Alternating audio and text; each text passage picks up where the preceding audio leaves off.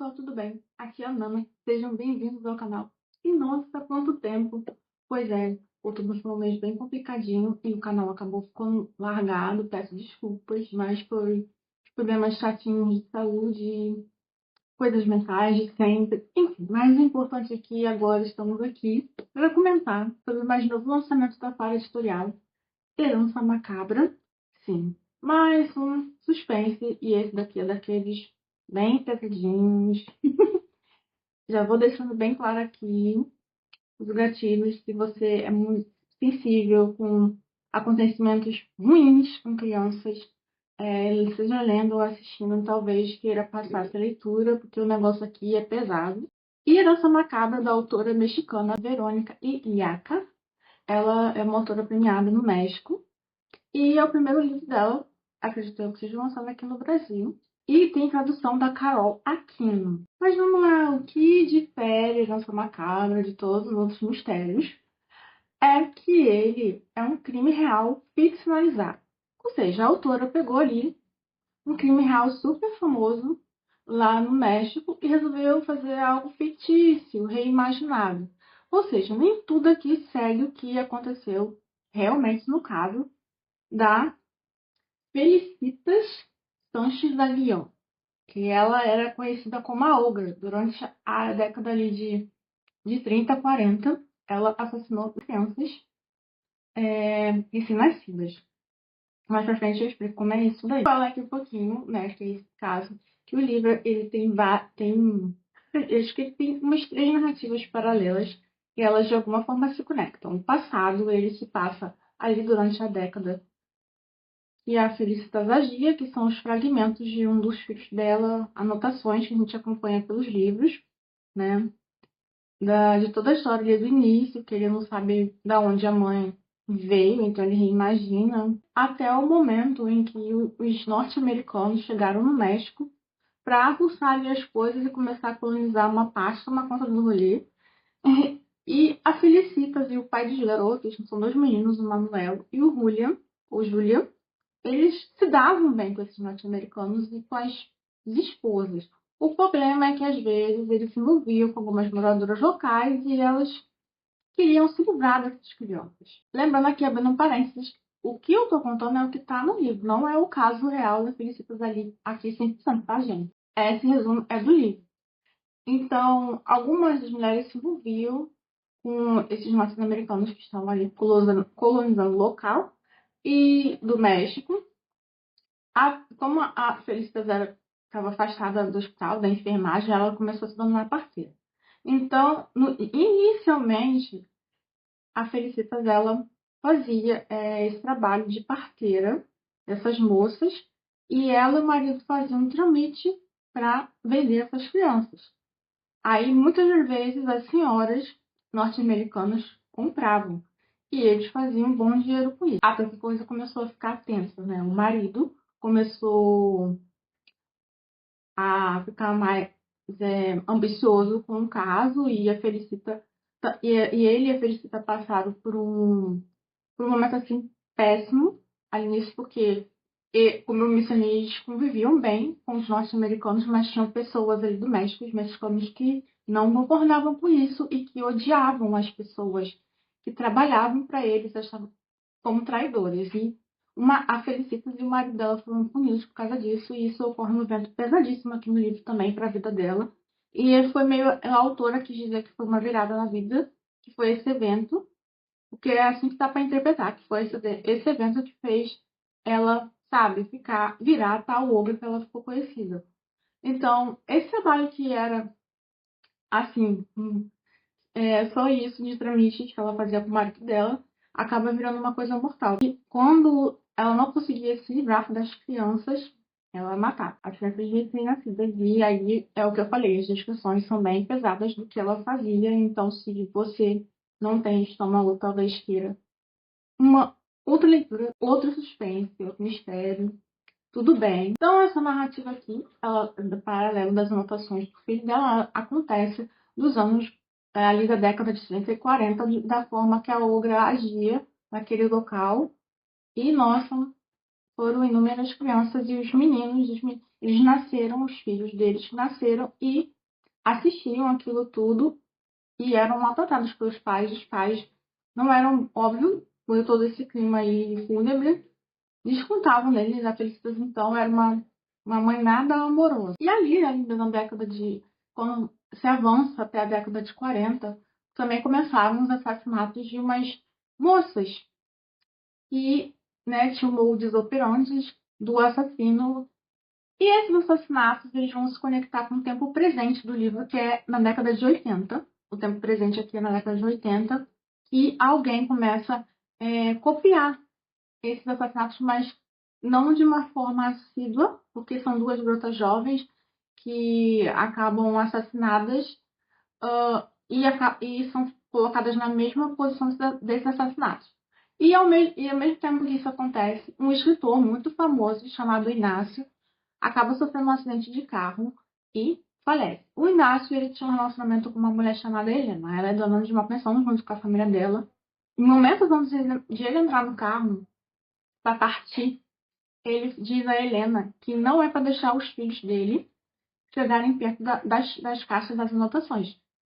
Anotações, pesquisa, tudo que ele fazia dos livros da publicação, né? Ele é um autor de mistérios, então ele tinha coisas, sabe, vários diários, várias coisas, e ele pede para ela esconder essas caixas e não deixar os filhos chegarem perto. Eles acabam de lá catar as coisas dele após a notícia do falecimento e realmente ela só deixa que ele e a polícia ver algumas coisas. Todos esses arcos aí acabam se conectando, né? Então a Helena mais o amigo, o médico legista, que era amigo do Inácio, eles resolvem ir além e começam a achar tudo estranho ao envolvimento da polícia, porque a polícia quer tanto colocar a culpa no Inácio da morte das meninas, porque a posição que ela estava na hora da morte remete a um dos casos de um livro que ele escreveu, então todo mundo acha estranho, e ele acaba virando bem um suspeito, e um suspeito que está morto, é isso mesmo que você...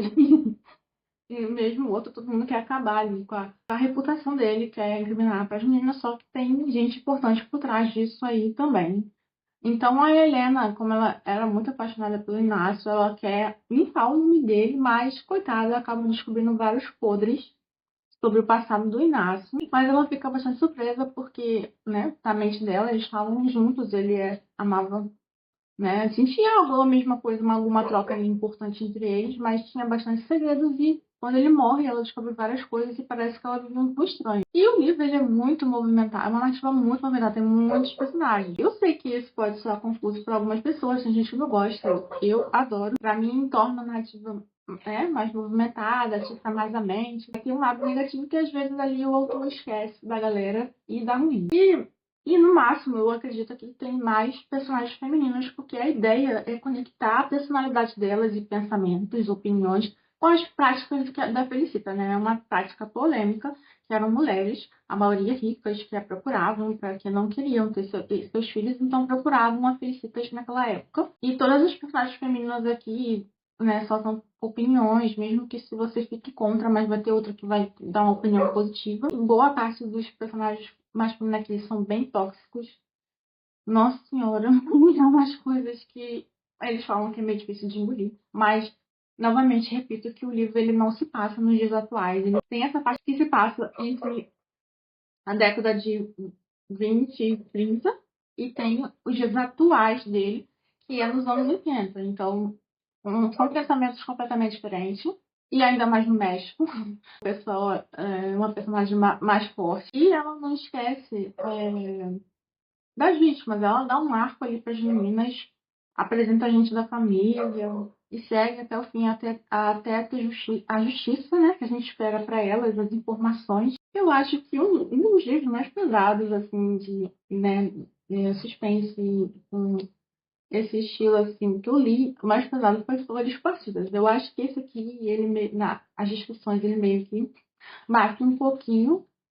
E acredito que eu tive um conflito de emoções ao ler esse livro, porque eu não sei 100% o que eu sinto por ele. Porque a escrita da autora, eu não consegui criar carisma muitas vezes. Mas gostei, aí a contrapartida, eu gostei muito dela ter colocado fatos históricos se conectando com as ações aqui do livro. Então, toda hora ali, ela intercala alguma coisa da época da Felicitas e menciona alguma coisa histórica que estava acontecendo no mesmo momento, geralmente algo bem ruim mesmo, também, como eventos de guerra e outras coisas. Então, esse conflito era porque algumas coisas na escrita dela me incomodavam, mas eu também fiquei pensando se não é uma estética de narrativa de livros mexicanos, porque eu não tenho memória de ter lido algum autor mexicano. Eu acho que eu ainda não li, infelizmente, mas vou mudar isso. Né? A gente lê muito livros de autores assim, norte-americanos, britânicos ou brasileiros. Então ali já está acostumado com essa estética, mas quando vai para um outro país que não está tão acostumado, são estéticas diferentes, até porque é uma outra língua. Né? Então eu fiquei com isso na cabeça, fiquei isso na mente, será que ela tem essa estética mesmo? Fora que das outras resenhas que eu li, eu notei que as pessoas, eu acho que elas não perceberam que a narrativa de um dos filhos da Felicitas, elas são fragmentos, são anotações. Então, elas não deveriam soar 100% como a narrativa real do livro. Né? São anotações, então deveria ser real que aquilo ali eram umas anotações. Eu acho que eu percebi lendo algumas resenhas que algumas pessoas não entenderam isso. Só que ela tem estilo de narrativa que é, sabe, botar, como eu posso dizer, definir as coisas em ações muito em vírgulas. Ele fez, olhou, falou, ou ela beijou, ou ela se encantou. Aí ela faz muitas vezes isso em vírgulas, em vez de dizer apenas uma ação. E isso eu achei meio estranho, porque parece coisa de primeiro livro. E eu acho que não é o primeiro livro dela, não. Porque a Faro botou aqui que ela já ganhou prêmios, né? Na orelha tinha informações sobre ela, que ela já ganha livros, ganhou prêmio e tal. Então, eu não acho que esse seja o primeiro livro dela, não. E daí vamos ao outro ponto, que eu não conseguia parar de ler. Eu achei essa narrativa muito viciante. E, nossa, eu gostei muito que até ali pertinho das últimas páginas, quando ela faz a revelação final, a nossa mente ainda fica com uma pulga atrás da orelha. Ué, foi um ou foi um? Foi esse, foi aquele, foi o tal. Olha, gente, eu tô tentando dar um. Não quero dar spoiler pra estragar nada, então eu tô meio que anulando várias coisas que acontecem nesse livro aqui. Não quero spoiler pra estragar a experiência de vocês, não. Mas ali na parte final, eu vou dizer que eu ainda não sei 100% quem foi, sabe? Quem foi, porque eu ainda tô meio confusa. Será que a pessoa tava falando a verdade? Será que tava mentindo? Mas um ponto, aí vem o ponto que ela me decepcionou na contrapartida, é o final da Helena, que eu achei muito chuchuzinho, sabe? A jornada dela merecia ser melhor. E ela também criou um clima entre uma personagem que aparece aí no meio da história, a Lucina, junto com o médico legista, que no fim não deu nada. Enfim, eu acho que o livro não é inesquecível por ele. Não dá pra chamar esse livro de inesquecível de esquecível de jeito nenhum, porque ele tem esse conflito de emoções imenso. E não dá pra chamar uma leitura que não foi válida, porque foi mesmo. E nossa, eu quis marcar tanto pote aqui também. Mas é isso, eu senti um misto de emoções por ele, umas emoções muito de conflitos sobre 100%. Então eu não sei dizer 100% o que eu senti ao ler esse livro. A edição da Claro está no arraso, gente. Eu fiquei o tempo todo pensando o que esses sapatos vermelhos significavam.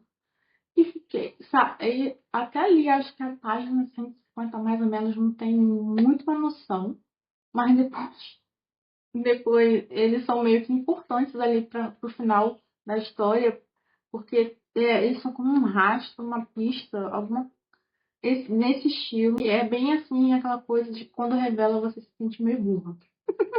Como eu falei, o livro ele é dividido pelos fragmentos, um pouquinho da edição aqui.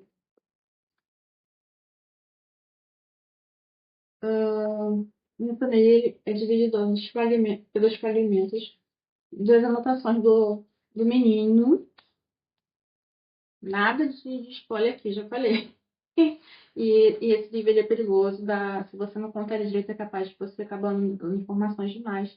Eu gostei muito dessa ideia de releitura de crime real, né? E também porque o caso foi muito antigo, não se sabe muito sobre a Aura, pelo que eu pesquisei, né? Se você pesquisar o nome dela aí na internet, você vai achar jornais da época, Wikipedia, tem muitas informações e não sabe assim muito sobre ela, nem sobre os herdeiros dela, né? Óbvio que o pessoal deve ter sumido e trocado de nome. Então a autora meio que se aproveitou, algumas pessoas vão achar errado, mas eu achei que talvez ela fez um ponto bom, porque ela não botou todo mundo que fez parte da vida, não deu um caminho assim 100% igual, ela fez mesmo meio reimaginado, né? E percebi que ela teve um cuidado maior em relação ao falar é, das crianças reais, né? Eu acho que o Manuel e Júlia não eram filhos reais da verdadeira Felicita. Então é isso, gente. Se você gosta de leituras mais pesadas, tem estômagozinho para ler, assim, algo desafiador, fica mais do que indicada a leitura de Herança Macabra. E depois me falem se vocês chegaram a ter sentimentos que conseguiram definir em relação a essa leitura, porque eu ainda não consegui. Eu acho que vai ser bem complicado na hora de. Se alguém me perguntar de um assim, quando você viu? Eu acho que é por isso que as pessoas assim, estão cada vez menos deixando de avaliar, sabe? Às vezes é melhor só escrever um texto mesmo ou gravar um vídeo. É isso, gente. Espero que a gente consiga voltar aqui aos streams do canal. E obrigada por acompanhar e bebam água.